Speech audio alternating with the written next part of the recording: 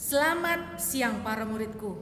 Kembali lagi kita bertemu pada hari Rabu ini ya. Nah, pada siang ini kita akan masuk pada materi pembelajaran kita yang baru yang berjudul Sistem Pernafasan pada Manusia ya. Kalau kita bicara tentang sistem pernafasan berarti kalian tahu bahwa ada satu organ yang bekerja yang berfungsi untuk mengedarkan oksigen ya. Oke, nanti kita bahas satu persatu. Baik, mari kita mulai.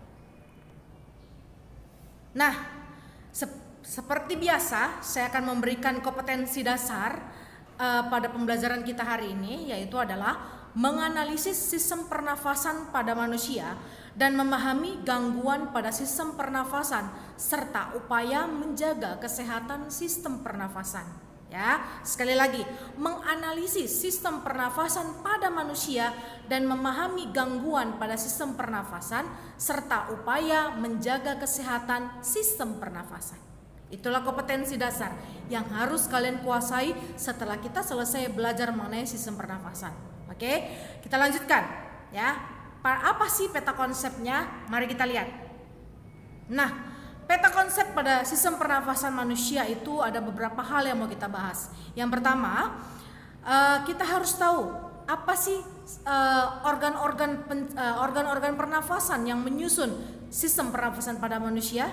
Lalu setelah kita mengetahui sistem saluran pernafasan atau organ pernafasan tersebut, kita akan masuk kepada mekanisme pernafasan pada manusia. Nah, berikutnya setelah kita selesai mengetahui bagaimana mekanisme pernafasan pada manusia, kita akan menghitung ya, berapa sih volume udara pernafasan tersebut ya.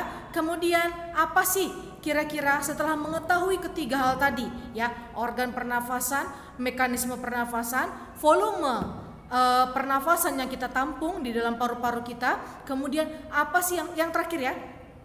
Yang terakhir adalah apa sih yang menjadi gangguan atau penyakit yang sering menyerang sistem pernafasan pada tubuh kita ya, pada manusia terutama. Nah, itu dia ya. Nah, khusus pada hari ini kita akan membahas mengenai apa itu organ pernafasan yang menyusun tubuh manusia dan bagaimana mekanisme pernafasan yang terjadi di dalam tubuh manusia ya. Nanti pada pertemuan berikutnya kita akan membahas jenis pernapasan yang ada di dalam tubuh manusia, kemudian volume udara yang mampu ditampung oleh paru-paru kita, kemudian baru pada gangguan pernafasan. Jelas ya? Oke, kita mulai. Nah, ini dia ya. Pada hari ini seperti yang tadi saya bilang bahwa kita ada 5 hal yang mau kita pelajari. Yang pertama itu apa itu pengertian bernafas dan respirasi. Jelas itu berbeda dua-duanya ya. Setelah kita tahu pengertian bernafas dan respirasi, kita masuk kepada yang namanya organ yang menyusun sistem pernafasan kita. Kemudian setelah kita masuk pada organ yang menyusun sistem pernafasan, baru kita masuk pada proses pernafasan. Lalu pada pertemuan berikutnya ya, mekanisme pernafasan ya, mekanisme sekaligus volume pernafasan ya. Nah, berikutnya kita akan belajar apa sih faktor-faktor yang mempengaruhi sistem pernapasan kita, dan yang terakhir gangguan atau kelainan yang terjadi pada sistem pernapasan kita. Nah, itu dia ya. Oke, mari kita masuk yang pertama. Apa itu yang dimaksud dengan pengertian bernafas dan respirasi? Oke ya, ini dia. Bernafas merupakan proses menghirup udara atau inspirasi dan menghembuskan udara atau ekspirasi yang melibatkan pertukaran udara antara atmosfer dengan alveolus pada paru-paru. Ya, itu bernafas. Ya, menghirup udara inspirasi dan ekspirasi mengeluarkan udara yang melibatkan pertukaran udara antara atmosfer dengan alveolus yang ada di dalam paru-paru. Nah, sedangkan pengertian respirasi adalah reaksi kimia yang menggunakan oksigen dan mengeluarkan karbon dioksida. Ya. Sekali lagi, respirasi adalah reaksi kimia yang menggunakan oksigen. Untuk apa oksigen digunakan?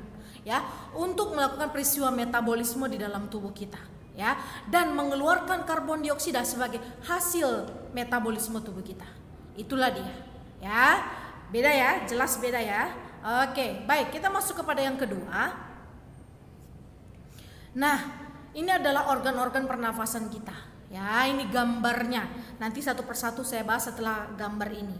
Ya, ada rongga hidung, ada faring, ada laring, ada trakea, ada bronkus, ada bronkiolus, ada paru-paru, ada pembungkus paru-paru yang dikenal dengan nama pleura.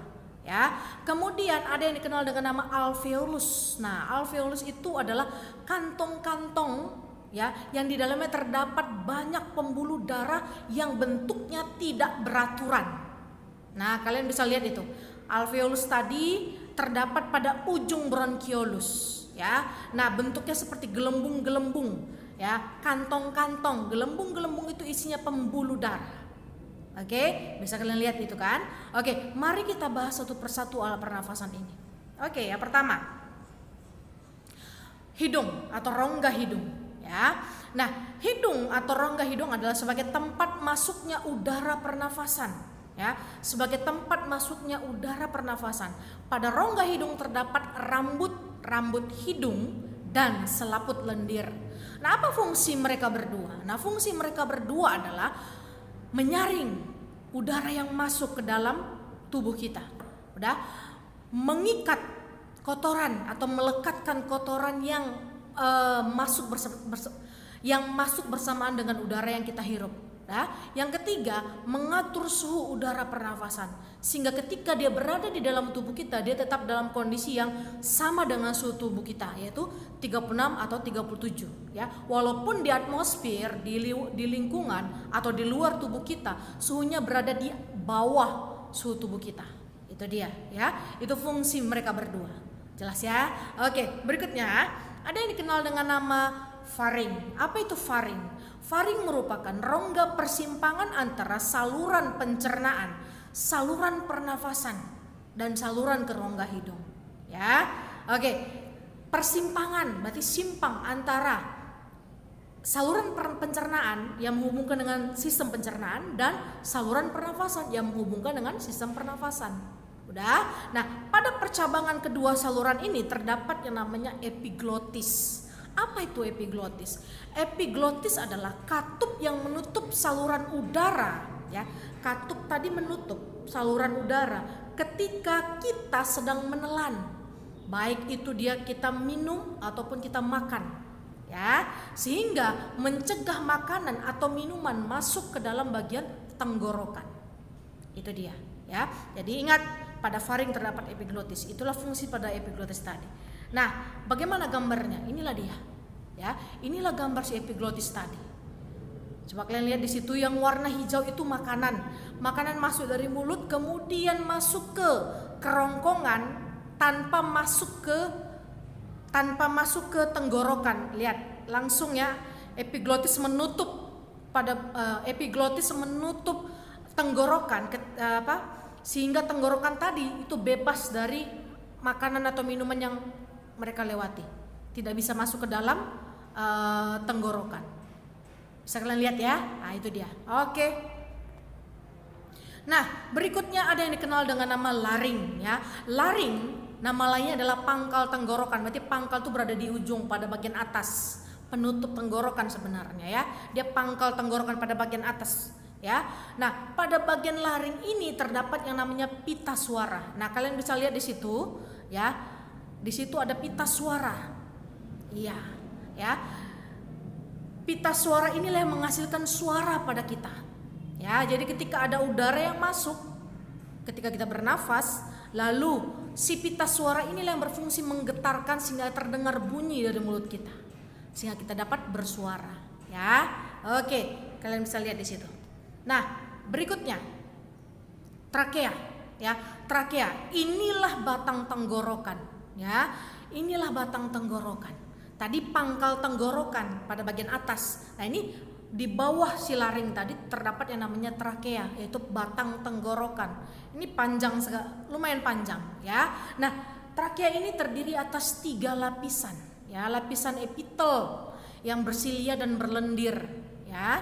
Nah, lapisan paling dalam itu berupa lapisan tulang rawan, disusun oleh lapisan tulang rawan ya, berupa cincin-cincin tulang rawan.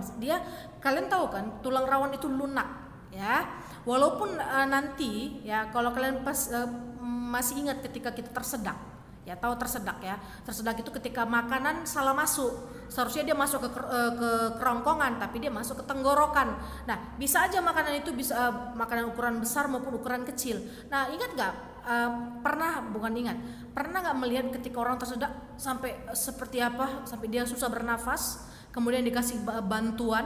Nah, pada waktu itulah makanan ya yang bentuknya mungkin bulat masuk ke bagian tenggorokan.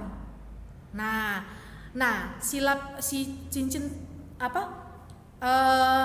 tulang rawan ini itu mampu menampung si makanan tadi ke dalam tubuhnya, ke dalam tubuh ke dalam saluran tenggorokan tadi bisa. Kenapa? Karena sifat si tulang rawan ini elastis. Ngerti ya? Jadi kenapa bisa makanan masuk? Kenapa peristiwa tersedak itu bisa menyebabkan orang mengalami kematian? Karena salah satu sifat daripada si batang tenggorokan ini adalah dia tersusun atas lapisan tulang rawan yang ketika makanan masuk ke bagian tenggorokan tadi, kalau tidak bisa dikeluarkan itu bisa menyebabkan orang tersebut meninggal. Dia elastis sekali. Tahu ya? Beda dengan tulang keras. Kalau tulang keras tidak elastis. Ya, oke. Berikutnya yang kedua, lapisan tengah disusun oleh yang namanya otot polos. Ya, kerja otot polos ini tidak diperintah otak. Dia bekerja kapan saja, ya, dan dia tidak cepat lelah. Dan yang ketiga, lapisan terluarnya adalah jaringan ikat.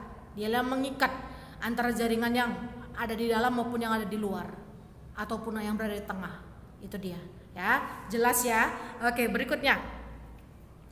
Nah, setelah tenggorokan, ya, nah tenggorokan itu ujungnya itu ada dua. Cabang tenggorokan itu namanya bronkus. Ya, bronkus ada dua cabangnya. Ya, nama latinnya ya biforcartio trachea atau percabangan tenggorokan yang dikenal dengan nama bronkus. Ya, bronkus ini bercabang kembali masuk ke dalam paru-paru. Ya, percabangan yang terdapat di dalam paru-paru namanya adalah bronchiolus. Ya, pada bagian yang sudah tidak ditemukan cincin tulang rawan tersebut tadi atau yang dikenal dengan nama tenggorokan tadi, itu dia seluruhnya dari bronkus sampai pada bagian bronchiolus itu disusun oleh yang namanya jaringan ikat dan otot polos. Ya, jadi kalau tadi trakea disusun oleh yang namanya jaringan tulang rawan, setelah trakea masuk kepada si bronkus atau percabangan tenggorokan, lalu masuk kepada percabangan tenggorokan yang terdapat di dalam paru-paru, itu penyusunnya bukan tulang rawan lagi, tetapi sudah jaringan ikat dan otot polos. Jelas ya? Oke, berikutnya. Nah, bronkus yang masuk ke dalam paru-paru itu dikenal dengan nama bronchiolus. Ya, bronchiolus itu ujungnya satu saluran. Ya. Nama salurnya adalah alveolus. Nah, alveolus ini bentuknya kantung seperti yang saya bilang tadi, ya. Kantung ini isinya apa? Isinya adalah pembuluh darah yang jumlahnya sangat banyak dan letaknya, bentuknya tidak beraturan. Nah, pada bagian alveolus inilah nanti terjadi peristiwa pertukaran oksigen dan karbon dioksida atau yang dikenal dengan nama sebagai tempat terjadinya difusi udara. Itu dia, ya. Itu dia. Nah, ya, oke. Alveolus dindingnya sangat tipis, ya, kemudian elastis. Bentuknya seperti bola-bola, seperti yang saya bilang tadi ya, udah saya sebutkan tadi.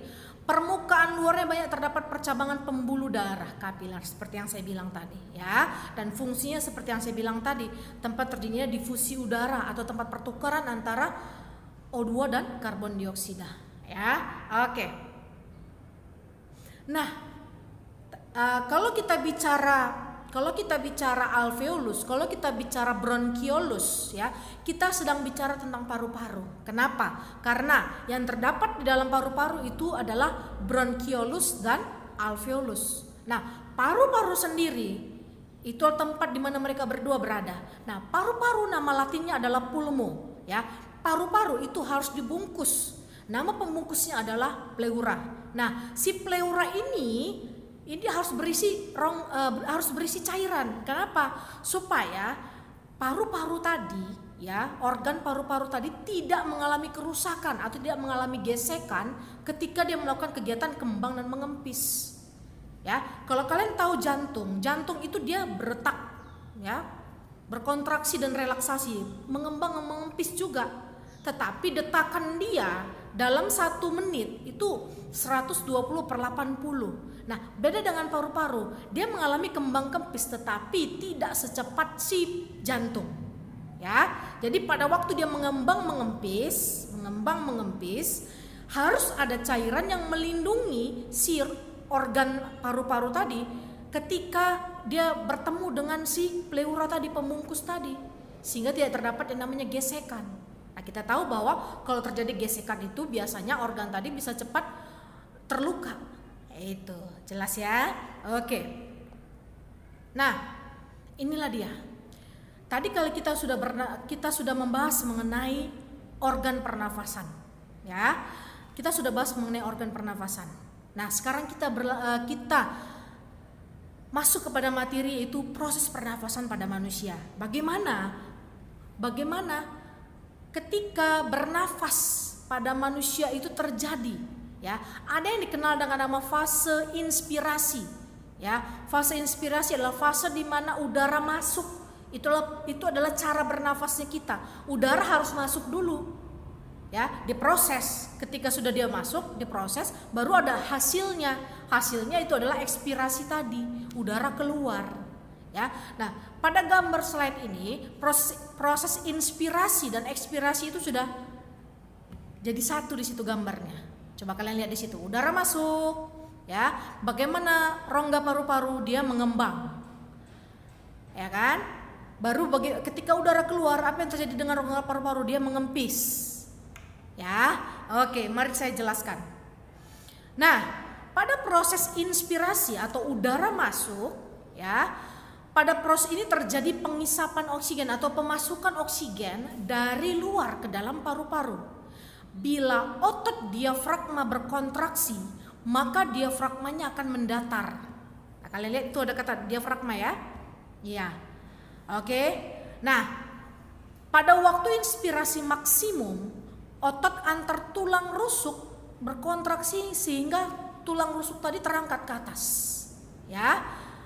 Keadaan itulah akhirnya menambah besarnya rongga paru-paru, ya. Sekali lagi, pada waktu udara masuk, tulang rusuk terangkat. Nah, pada waktu kondisi itulah rongga dada kita itu bertambah besar, ya. Nah, pada waktu itu udara masuk dengan posisi otot diafragma itu dia datar, ya. Pada waktu tidak berkontraksi dia melengkung. Itu dia ciri-cirinya ketika udara masuk.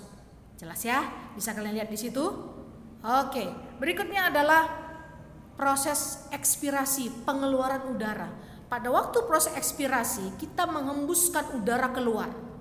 Pada proses ini terjadi proses pengeluaran karbon dioksida dan uap air, ya, dari keluar tubuh. Pada gambar itu terlihat otot-otot dinding diafragma mengendur, ya, dan ditekan ke atas oleh organ perut. Ditekan ke atas oleh organ perut. Tulang rusuk kembali kepada posisi semula, sehingga rongga dada menyempit. Tulang rusuk kembali pada posisi semula, rongga dada menyempit. Akibatnya udara tadi dapat terdorong keluar, ya. Udara tadi dapat terdorong keluar. Oke, sekali lagi, pada gambar itu terlihat otot-otot tulang rusuk itu akan kembali mengendur dan kembali pada posisi semula, ya. Kemudian diafragma itu mengendur, ya. Kemudian dia ditekan oleh organ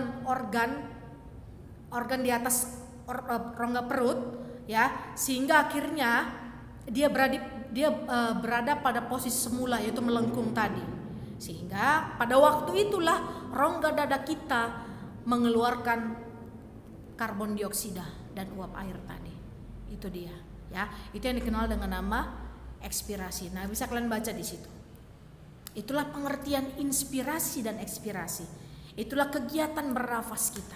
Nah, pada pertemuan kita berikutnya, ya, saya akan menjelaskan bahwa di dalam tubuh kita, ketika kita bernapas bukan hanya tarik napas, keluarkan. Enggak, ada beberapa jenis pernafasan yang ada di dalam tubuh kita.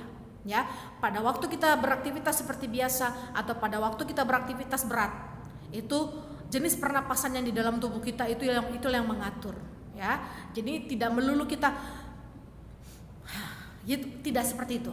Jelas ya anak-anak ya. Oke, nah itu akan saya jelaskan pada pertemuan kita berikutnya. Oke, nah demikian pembelajaran kita pada siang hari ini. Ketika kalian sudah menyaksikan video ini, silakan saksikan video satu lagi yang saya berikan kepada kalian ya. Ini berupa video yang wajib kalian tonton, yang saya ambil dari YouTube. Nah, ini silakan kalian tonton. Nah, khusus video saya, ketika sudah kalian saksikan, silakan tuliskan di dalam buku catatan kalian. Seluruh informasi yang terdapat di dalam video saya ini silakan kalian tuliskan di dalam buku catatan. Kalian ketika sudah selesai kalian foto kemudian kirim ke grup atau kirim ke WA saya secara pribadi. Oke. Nah, dikumpulkan paling lambat kapan? Dikumpulkan paling lambat besok jam 5 sore. Jam 5 sore. Oke. Baik anak-anakku, demikian pembelajaran kita pada demikian pembelajaran kita pada siang hari ini. Selamat siang dan tetap semangat.